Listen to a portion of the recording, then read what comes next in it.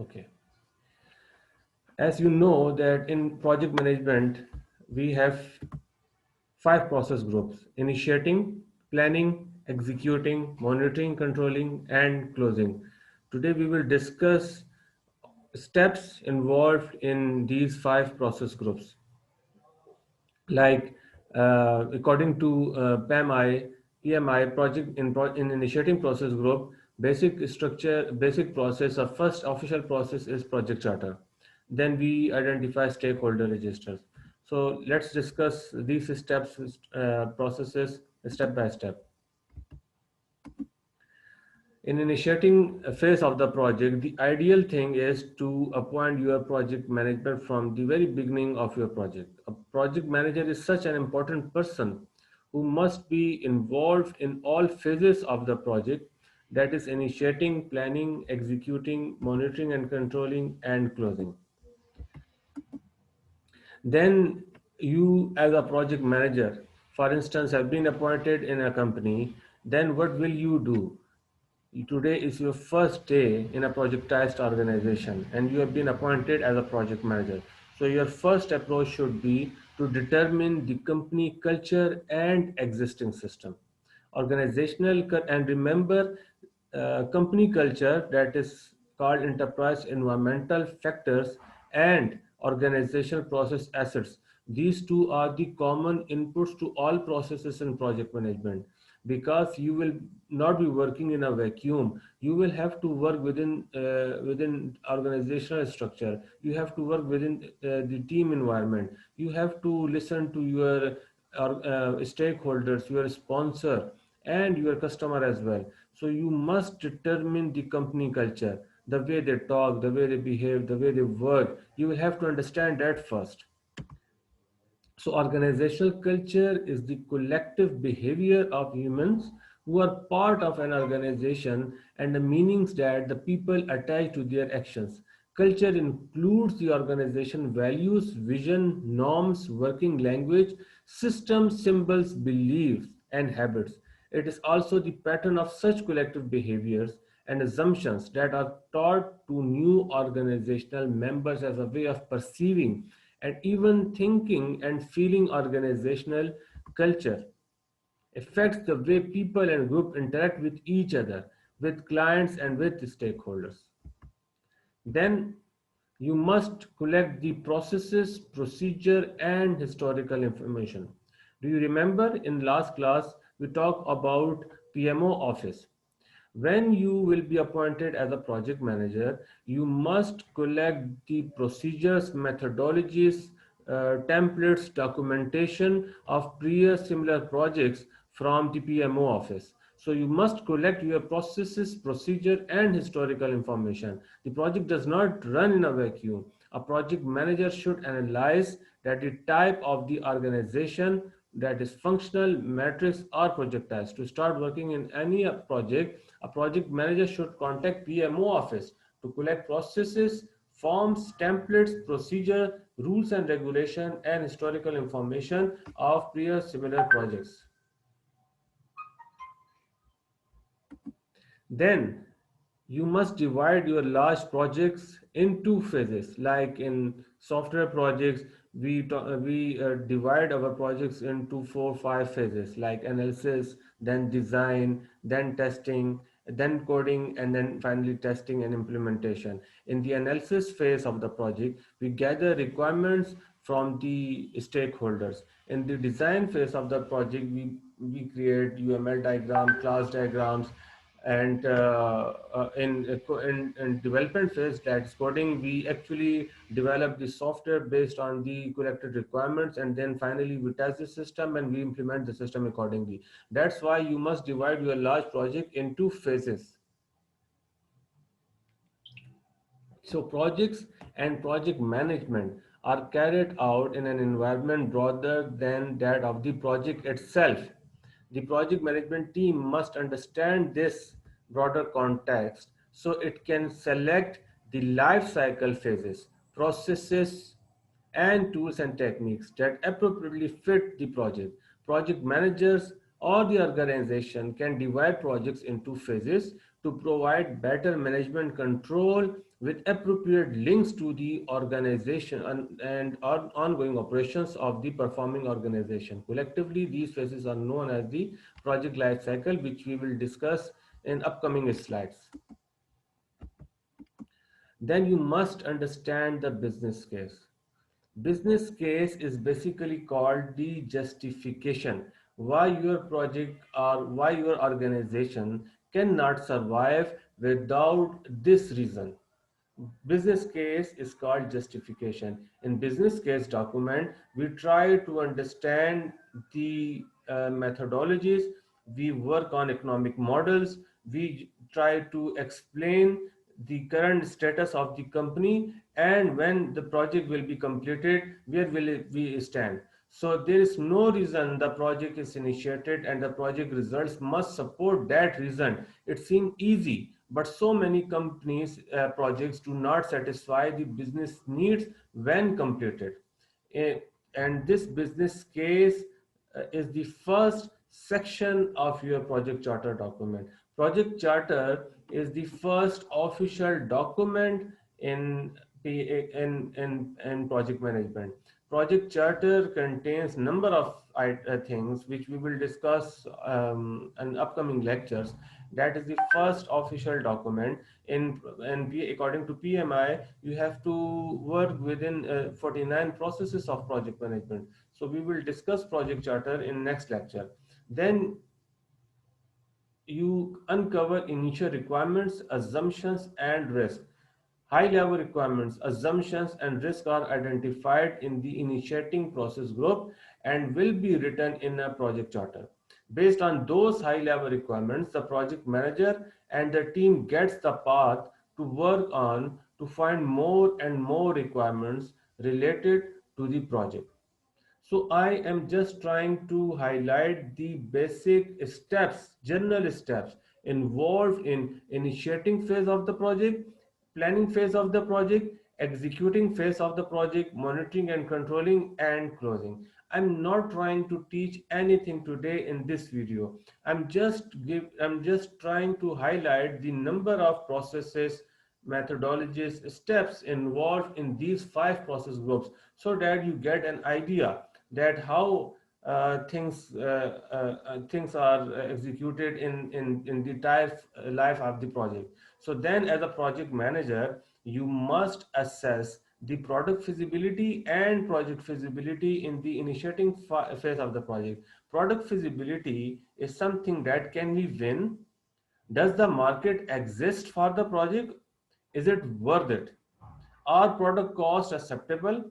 Are development costs acceptable? These are the questions which must be addressed in the product feasibility. But as far as project feasibility is concerned, this is the organization ability whether they can perform the project or not. Like you can win if you develop a project, if you develop a product, and as a result of the project, but has do you have the capability to perform that project in your company? So that is called project feasibility. Usually the project feasibility study is the next stage after a project is proposed. Business requirements in projects may cause multiple projects to be proposed, but it is during the feasibility stage when experts try to figure out if the project is technically and financially feasible. Only if project is feasible would it go to the next stage where it will be initiated, planned, and executed.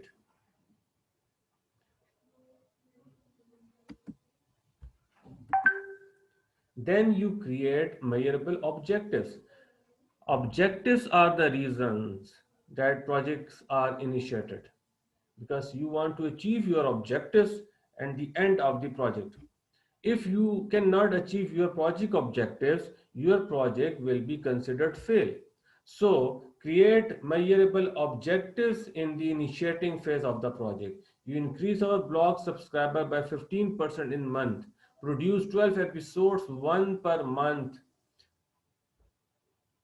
TV, and achieve live viewership of 75 for each episodes.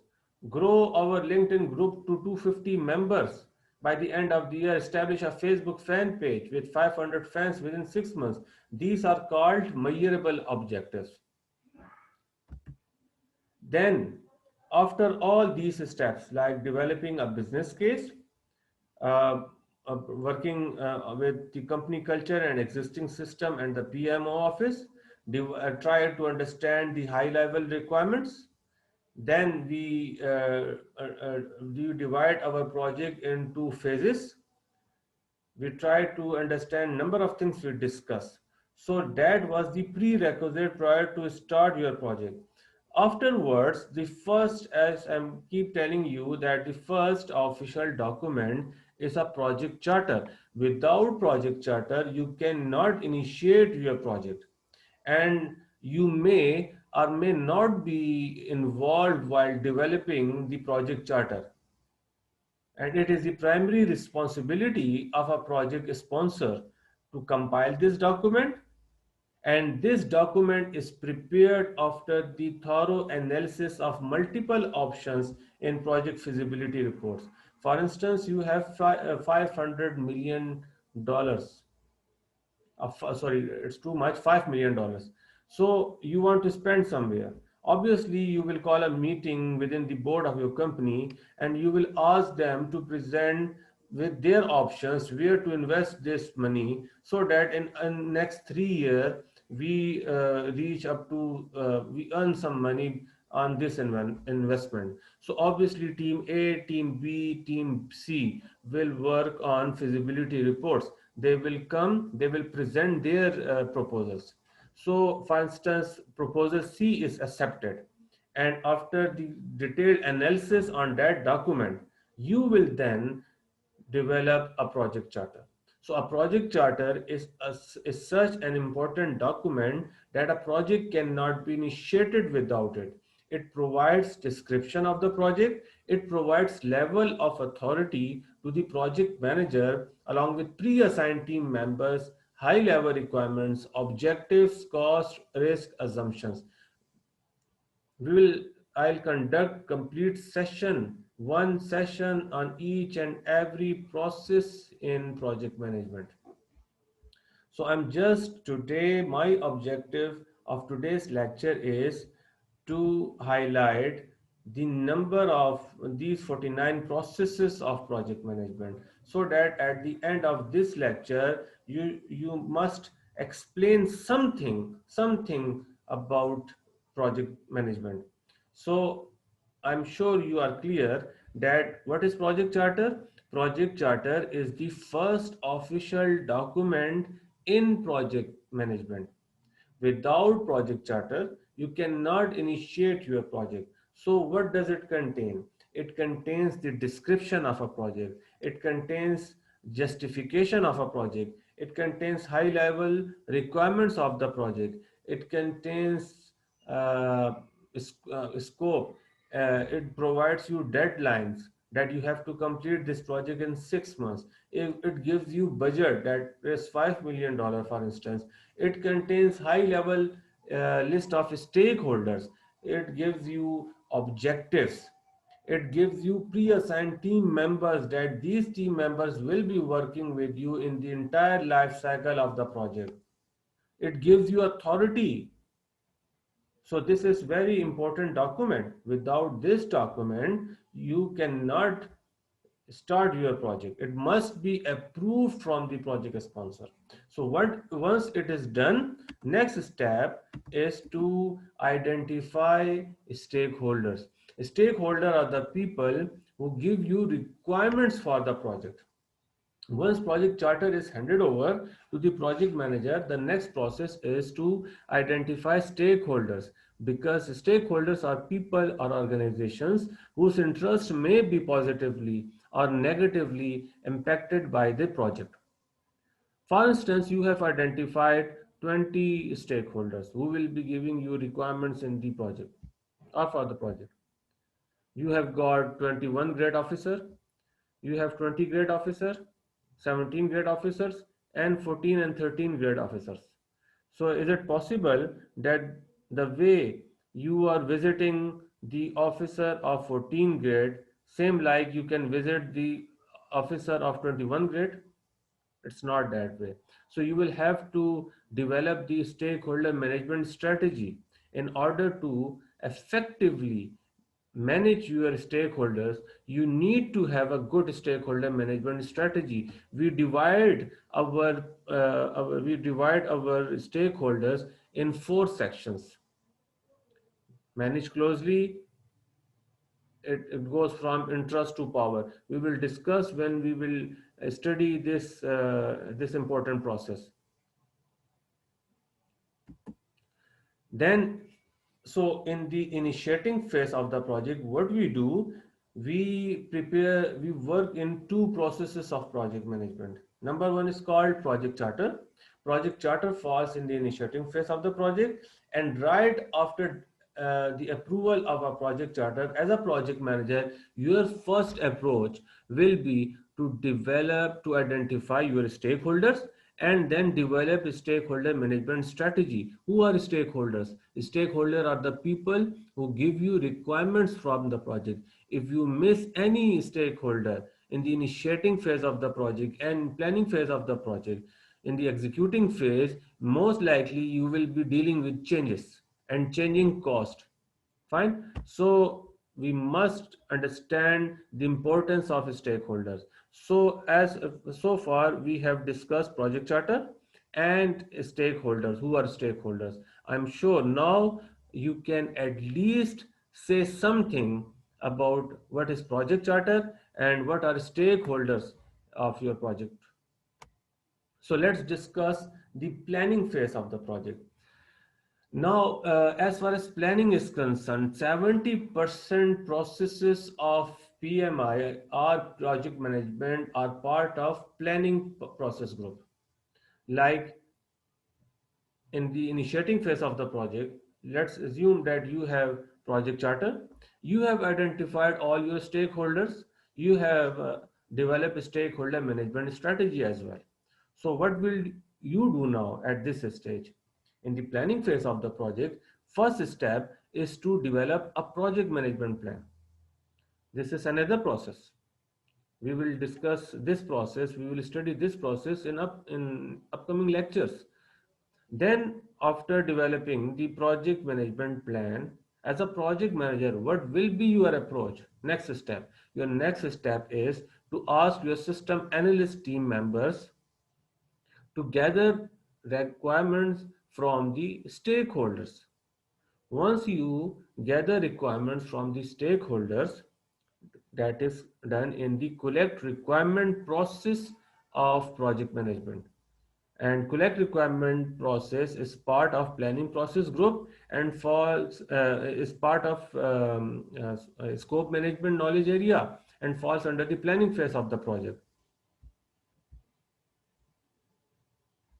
Then, after gathering requirements from the stakeholder, we produce two documents: requirement documentation and requirement traceability matrix. So we will discuss these processes as well. Then, since the requirement documentation is a very comprehensive and very big document, so you must compile that document into summary form. So that is done in the next process, that is called define scope. Define scope, we summarize collect requirement documentation, and we also explain what is not included in the project. Based on the scope statement document, we try to graphically explain our project from top to down. That is called work breakdown structure, WBS. And each and every package of work breakdown structure is explained in work breakdown structure dictionary document. So collect requirement is a process. Summarizing your requirement documentation into a scope statement document is a process.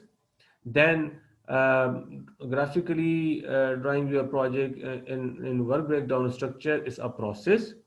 So breaking them down your work packages into more manageable components is called define activities. Like you are going to make a room. In a room you have number of activities. Installation of AC is an activity, installation of TV is an activity, paint work is an activity, and decor work is an activity. So you take your work package and you further decompose your work package into more manageable and more smaller components.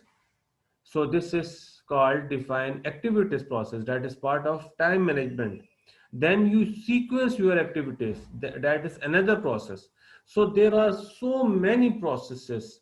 There are so many processes involved in the planning phase of the project. Like I said earlier, out of 49 processes, 70% processes are part of planning phase of the project. The more accurate plan document you prepare, in executing phase, you will go smoothly. You will not be dealing with changes. You will not be worrying. But if your planning documents are not well prepared and there you have missed number of requirements in the planning phase of the project, your project will be in difficulty in the executing phase of the project. So determine. Let's discuss planning, some steps involved in the planning phase of the document. Determine how you will do planning is part of management plans, like change management plan. What if there is change in the executing phase of the project? How will you manage change? This is very important matter issue in your project management. There are two changes: pitching a change and catching a change. So don't worry, I will explain in upcoming lectures. Then configuration management plan. What is configuration management plan? I got admission today at this university, and after 2 weeks, uh, I have applied to freeze my program, for instance. So, what is my status? Current status. My current status is freezed. So, this uh, is in configuration management plan. So requirement management plan, how will you gather requirements? Who will be involved?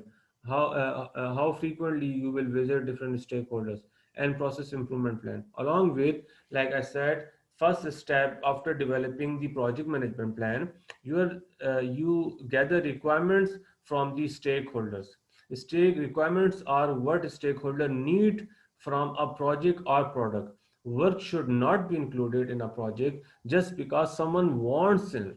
Instead, the requirements should relate to solving problems or achieving objectives. So, requirements are given in requirement documentation, but you gather requirements from the stakeholders not only to make them happy, but you must correlate your requirements from with the objectives given in a project charter. Then we summarize our requirement documentation. That is called project scope statement. It contains what is included in the project and what is not included in the project. This is done in a scope statement process. Then, as you have gathered complete requirements from the stakeholders and you know what to do in this project, so obviously you just call a meeting with your team members and your procurement document and try to conduct a brainstorming session where you try to understand what to purchase.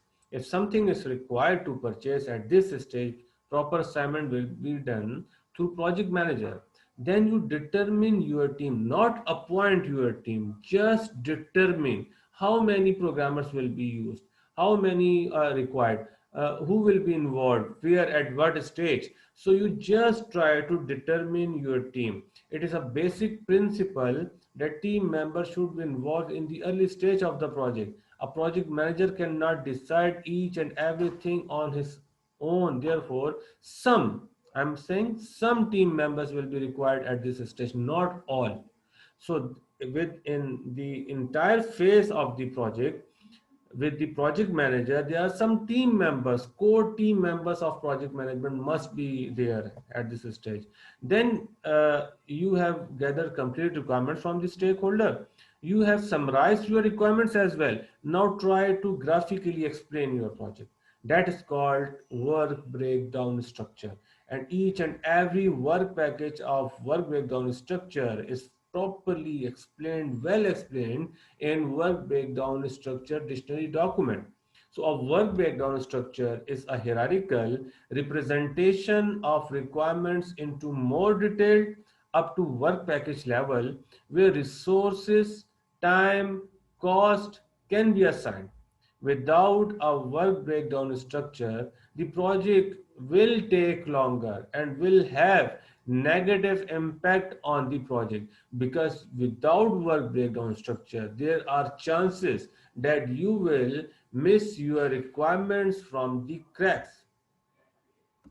Then you take your work package and you further decompose your work packages into more manageable, more smaller components where you can estimate time, cost, and money and resources, and you can monitor and control your activities in the executing during the executing phase of the project as well.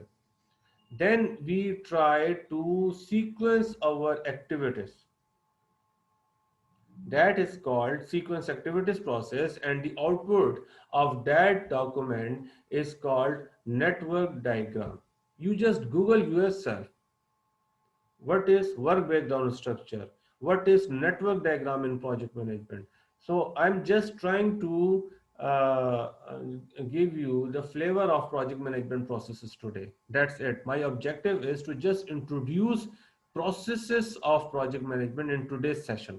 So the next process after activity list involves taking the activities and milestone and sequencing them in order to in which the work will be performed. Then we assign resources to our activities, like who will install AC, who will install TV in my room, who will do paint work, who will do decor work. So obviously you have to assign your resources to your activities. Then we once you know what to do, once you know how many resources are going to perform your activities, then you can easily estimate time and cost. So once the activities are defined and sequenced and the type and quantity of resources required for each activity are identified, next step is to estimate how much time and cost each activity will take. Then you determine the critical path. Critical path is the longest duration of your project. When after sequencing the activities and producing the network diagram, we try to determine the number of paths, and where based on those paths we determine the longest path of your project, and that is the actual duration of your project. So don't worry, I'm repeating, trying to say that we will study all these processes in the entire degree of your MSPM. So the total duration of the critical path is actually duration of the project, which can be calculated once sequence activities and network diagram takes place. And then in the end we develop comprehensive schedule that is calendar, that will be calendar based. So after working on requirement scope and time of the project knowledge areas, we develop budget.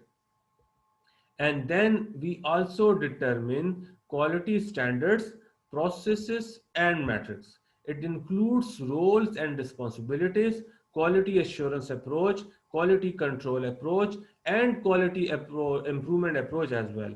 Quality metrics provide detailed, specific measurement about a project, product attributes, service or results, and how it should be measured. And we in the planning phase of the project, afterwards we determine all roles and responsibilities. So you should be aware that this involves more than determining who is going to do which product related work activities. It also includes who will be required to provide reports, who will attend meetings, who will help with risk identification, who will work with the quality department, etc. All roles and responsibilities on project should be defined. Then we develop communication management plan. The communication management plan is a component of project management plan. It describes the communication needs of the project, including audience, messages, methods, and other related information. We perform risk identification, we perform qualitative risk analysis, we perform quantitative risk analysis, we develop risk response strategies as well in the planning phase of the project, and then we perform a go back iteration. This is an important concept. When planning a project, the project manager and the team complete each item listed discussed above, but the project will evolve as each item is planned, and much of the earlier planning work will need to be modified or added to. For example, it is only after completing the risk management planning efforts that the work breakdown structure and other items cannot be finalized. What I'm trying to say is, in the planning phase of the project, at different strategies, you will not have complete detail available. So you will keep, you will leave those areas empty. But when you will complete all processes and of planning phase of the project, you will perform go back iteration, and then you will try to fill those gaps, empty sections of the project. So you will we will talk about in upcoming lectures about what does it mean. So afterwards we prepare procurement documents. It describes how a project team will acquire goods and services from outside and performing organizations. It describes how all aspects of procurement will be managed. Then we also develop change management plan document, because in the executing phase of the project, on the very first day, you will hear the word change. I did not mean it. You will have to address my change. This is unacceptable. So you will hear these sentences in the executing phase of the project. So there must be a comprehensive change management plan document. That what if in the executing phase of the project, what if in the middle of the project a stakeholder approach you and propose you a change in the project. So what will you do? Will you just listen to him or her and directly implement the change? No, you will have to you will have to receive their change request document. Then you will analyze that change request with and time, cost, quality, customer satisfaction, risk, and procurement as well. So if you believe the change is vital and important and this change is genuine, so obviously you will prepare a comprehensive document, and then you will forward that document to the change control board. The change control board is the formal authority who receive and analyze change request, and then if the change is accepted, that request is accepted. So as a project manager, you will communicate with the stakeholder that your change request has been accepted by the change control board, and we are going to implement that change as well in this project. But what if the change is rejected? As a project manager, your responsibility will be to just communicate with the stakeholder like, look what I did a comprehensive, prepared comprehensive document. I forwarded your change request to the change control board with my detailed analysis on that change request. But unfortunately, the change control board has rejected or declined that request. So the change management plan is a component of project management plan. It describes how change will be managed on the project. Typically, information include structure and membership of change control board, definition of change control board roles, responsibilities, and authorities. And in the end, we finalize how to execute and control. Part of all management plans, we develop realistic and final project management plan and performance measurement baseline, gain formal approval, and hold a kickoff meeting. So these are all, and not all, but most important processes involved in the planning phase of the project. Then we have project life cycle. In the project life cycle, as you can see, in the beginning phase of the project, the cost of changes is low, but risk is very high. But in the but during the entire life cycle of the project, risk will come to low level, but the cost of changes and cost will rise. So in you will have to adopt the life cycles of the project.